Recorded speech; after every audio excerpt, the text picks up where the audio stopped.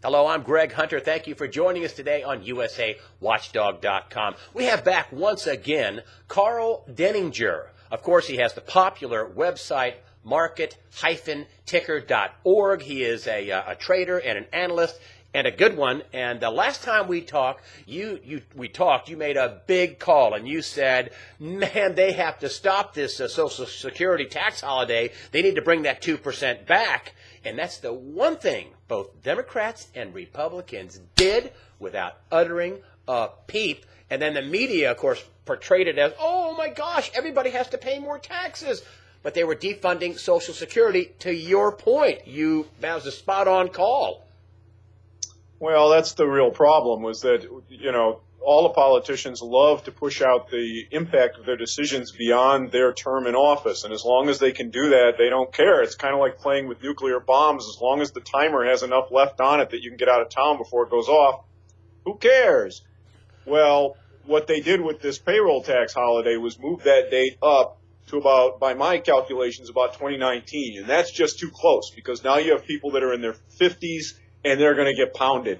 So they said, we got to kind of let this one go. And both sides of the aisle never made any noise about this of any substance. And the reason is, when you looked at the math, this is just how it turned out. You were spot on correct. And that was something that when I was interviewing you, I thought, I didn't think about that. And that was the big story of the tax increase. The deal they cut, where oh gosh, it wasn't just for people making 400 and 450,000. Everybody had to pay more. Well, we had to refund. We had to keep funding Social Security. To your point. Now let's go ahead. Yeah, but Greg, notice the lie that was told, because we were all told by Obama, by the Democrats, by the Republicans, that nobody who made less than, as it turned out, $400,000 was going to see a tax increase. In truth, everybody got a tax increase. That's right. And so the screaming that has come, particularly from the partisans on the left, when they opened up their first paycheck over the last couple of weeks, has been rather interesting. Yeah, oops. Well, let's get back into this, the fiscal cliff thing. You were great on your calls, back in November, December when we talked to you last time. I think it's absolutely outrageous that Obama has opened up this giant gun debate while we still have a national security threatening problem of our deficits. That's what a former Joint Chiefs of Staff said. The military's already being reported here last week of making, hey, we're going to make our own cuts no matter what. We have a huge debt ceiling issue. No word about that. And, of course, we got the tax increases. Now it's time for the cuts. And it doesn't seem like anybody wants to make any cuts. What's your prognosis for this crazy debt ceiling fight number 2 that is going to come due in, February, March?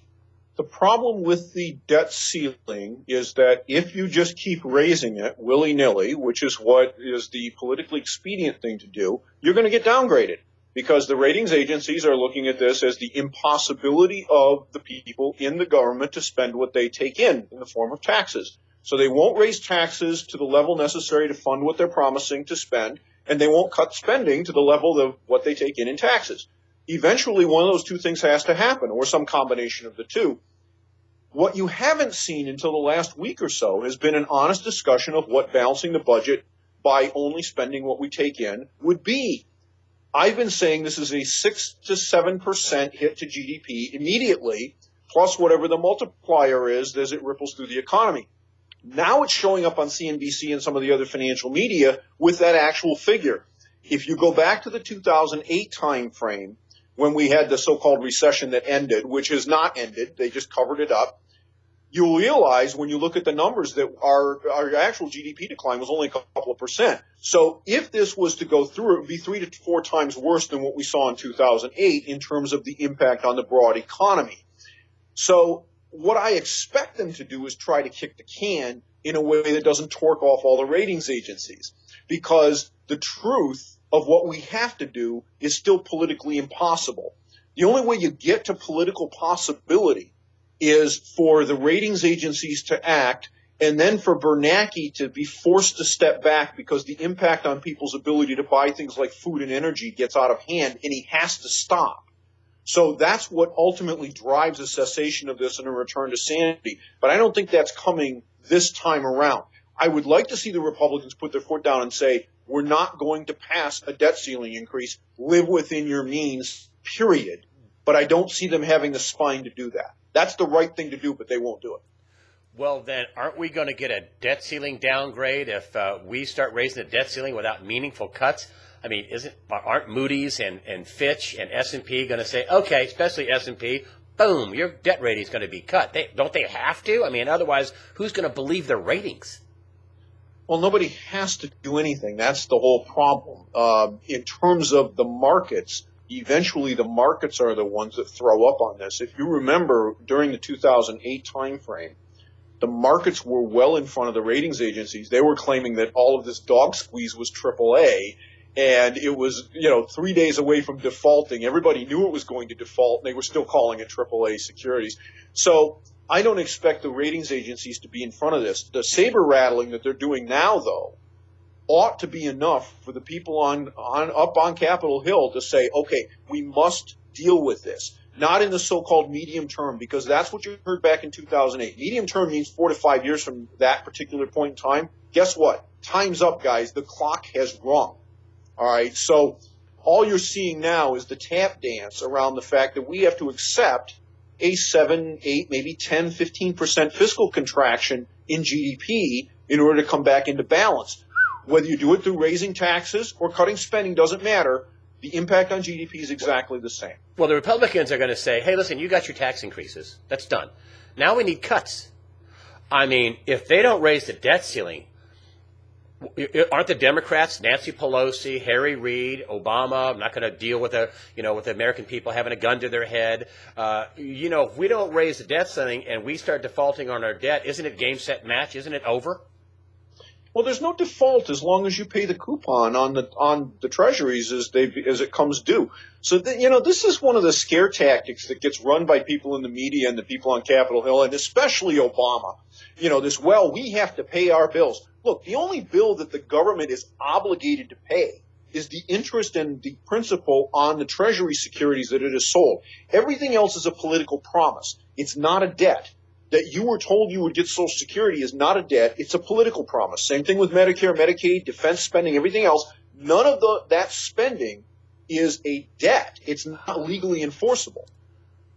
I got it. Okay, then let's fast forward to one of your latest articles just last week on our site. Is that you said that came right out and said, hey, we've got some serious problems here. To your point, that we still have a recession. I've been saying there's been no recovery. We still have a recession. There is no recovery. And you're saying that, hey, we have some indicators that turn way, way down, which is going to make it even harder for them to accept cuts and debt ceiling increases and the whole thing, right? Haven't you spotted a couple of areas where we have big downturns? There are, and this is one of the challenges, is that over the last couple of weeks, we've gotten the Fed indices from the various regions. We're going to continue to get them in the coming weeks. And there was some indication of potential optimism in December that maybe we had hit a short-term bottom. That's now starting to look much more tenuous, like it's going the wrong way. And there's a lesson here that's very instructive. Greece tried this same thing. They tried to basically kick the can down the road, say, well, we'll deal with these cuts in the medium term, but right now we have to stimulate our economy with all this deficit spending because we can't afford the recession today, but we'll deal with this later. And they really got pounded as a consequence. Take as the other side, Latvia, which a few years ago faced a similar fiscal problem. Their government was deeply in debt, was spending far more than they took in. And their government said, we're going to take the hit now. We're going to cut government salaries. We're going to lay people off. We're going to stop the spending. They took a huge hit to GDP up front. But at this point, their economy is growing and they've turned the corner because the damage you take today is always less than the damage you will take if you kick the can and you wait until tomorrow. And this is the lesson and it's not difficult. It's not a political question. It's an arithmetic question. And the people in Latvia actually got out the pieces of paper and pencil, looked at the arithmetic and said, we do it now or it's going to hurt worse later. What we're doing is saying we can't do it now because it hurts. Well, that doesn't work. So what you're saying is, next year, next week, next month, whatever, it will hurt more. So it doesn't matter whether it hurts now. Whatever the damage is now, it's less than it will be later on. Okay, I'm going to put you on the spot for a prediction. Middle of February, whenever this debt ceiling thing actually comes up and we run out of money, are they going to increase the debt ceiling without any cuts? And are they just going to fight it out until they reach a point where they're at a total stalemate? Or are they going to reach a deal and kick the can down the road once again? What is it?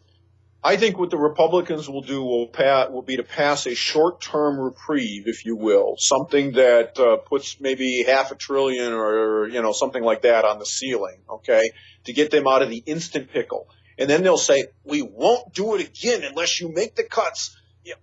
This is what they said in 2011 when we went off the edge, right? And the stock market plunged and everybody was screaming and hollering, oh my gosh, we have to, and we got $2 trillion with no cuts. All right. Remember, that's what led to the sequester, which was supposed to give us the cuts. So my guess is they will kick it down the road a little ways, and then what they're looking for is the reaction from the ratings agencies. If they get a violent reaction from the rating agencies that say, you people are children, we're going to start issuing downgrades, then I think they come to the table. But the pressure has to come externally from Congress, because between Congress and the White House, there is no stomach to put their job on the line to do the right thing. And that's what we need. We need statesmen who are willing to say, I will get fired over this. I understand that. Guess what? That's the price the country must endure. Well, that's one of my sayings, is that we have bagmen, not statesmen. That's it. Karl Denninger, market-ticker.org. Thank you so much for making your predictions and letting us know what's really going on up there in Washington. Thank you very much for joining us here on USA Watchdog.